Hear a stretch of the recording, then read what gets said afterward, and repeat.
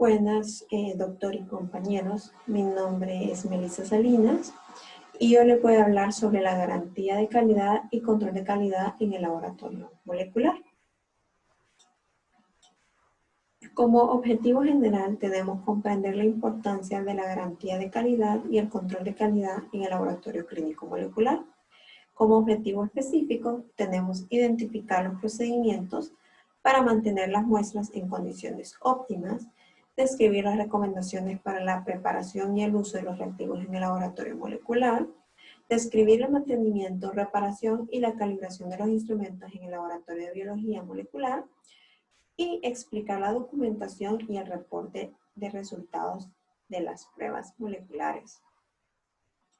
Como introducción, vamos a hablar sobre qué es el control de calidad o el aseguramiento de la calidad.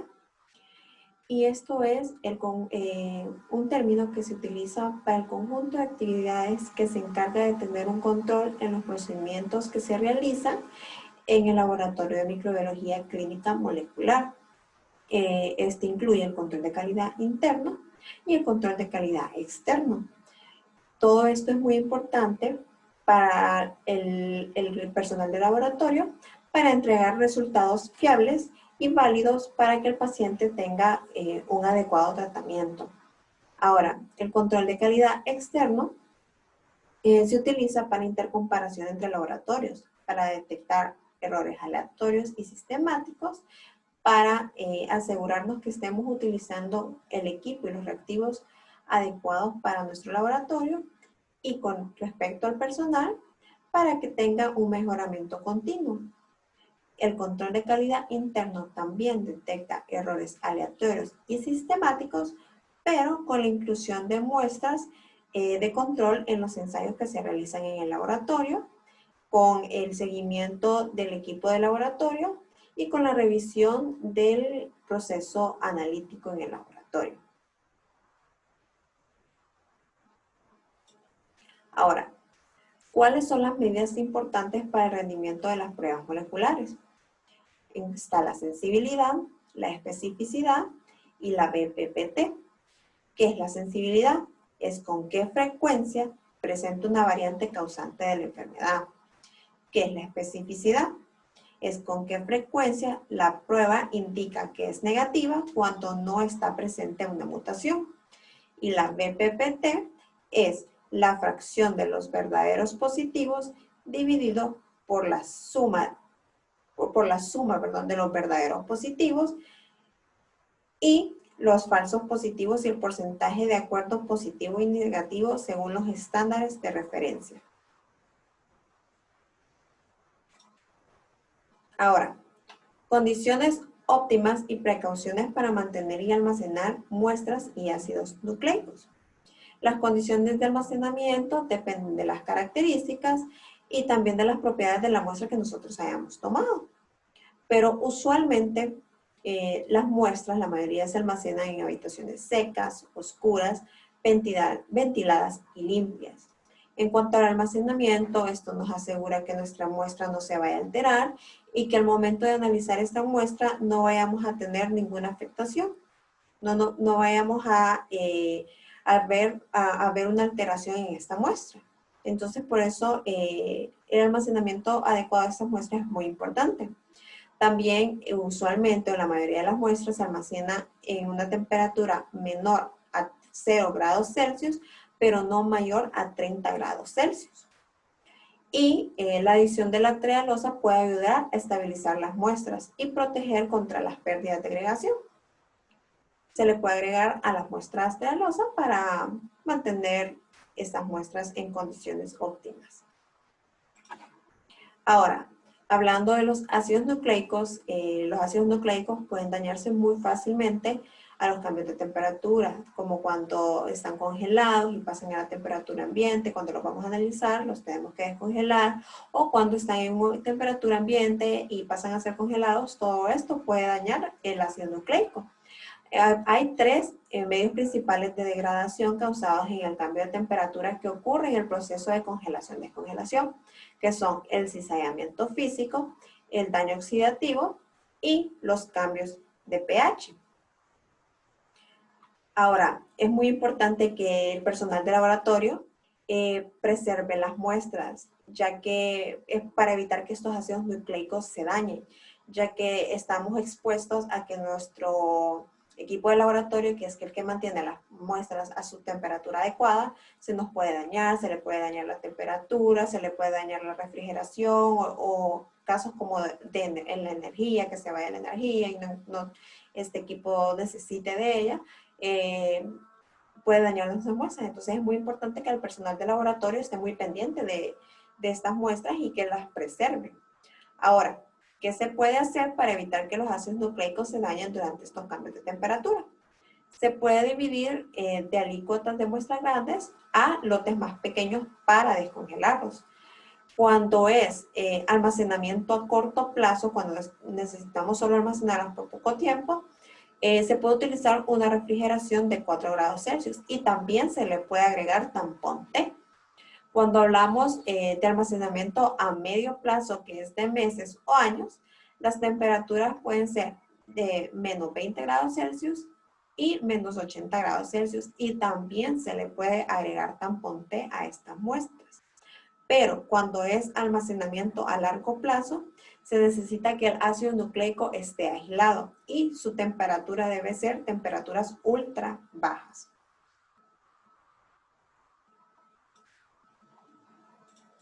Ahora, las recomendaciones para la preparación y el uso de los reactivos del laboratorio molecular. Todo lote nuevo se tiene que probar previamente con una muestra que ha sido positiva y una muestra que ha sido negativa. Las instrucciones para la preparación de los reactivos y las cantidades que necesitamos para dicha prueba, para la prueba que la vamos a utilizar, ya vienen incluidas en el protocolo de laboratorio. Entonces, eso nos ayuda a guiarnos cuánta es la cantidad que necesitamos de reactivo para cualquier tipo de prueba que vamos a realizar en el laboratorio.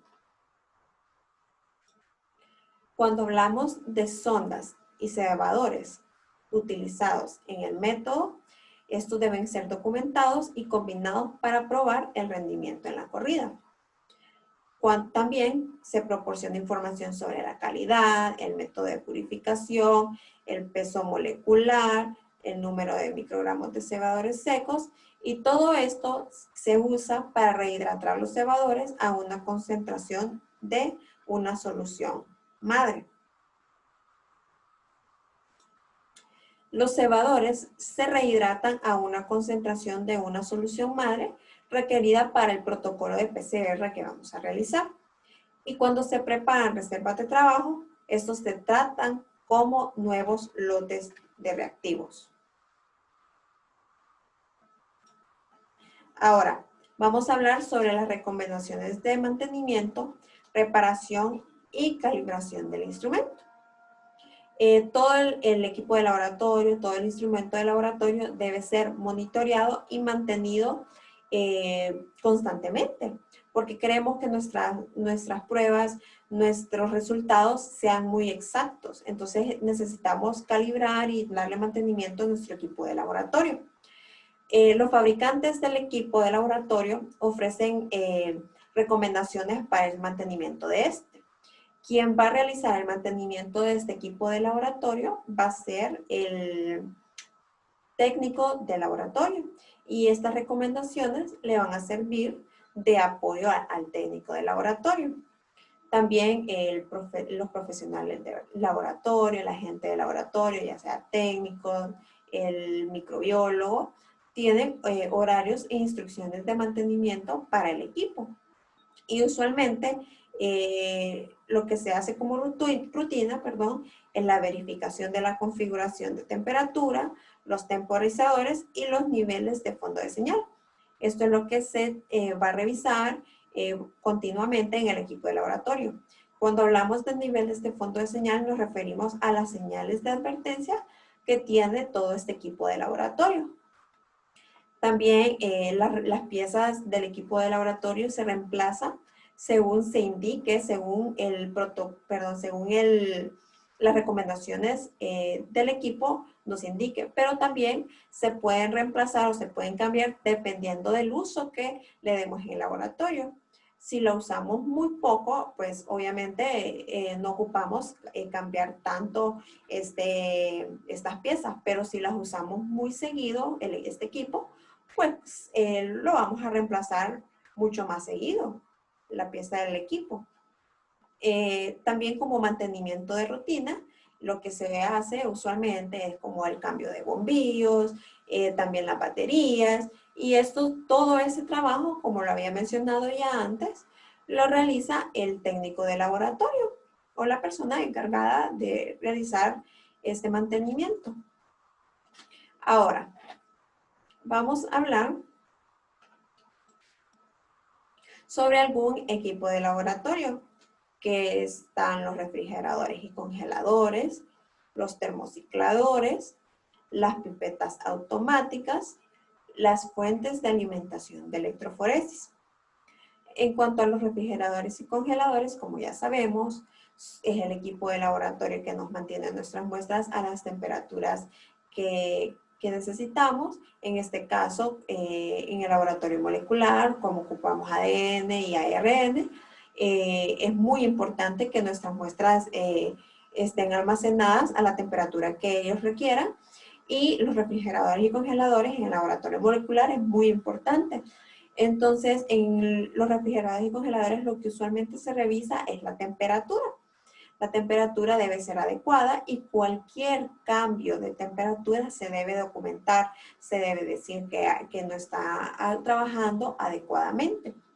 Lo que se utiliza para medir estas temperaturas es el NIST o el NIST, que es el Instituto Nacional de Estándares y Tecnología, que estos brindan termómetros estándares certificados.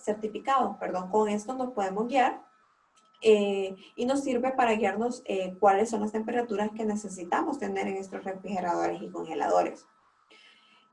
Todo el almacenamiento e incubación se debe mantener limpio, estos debe estar libre de especímenes, todo este equipo debe estar completamente limpio.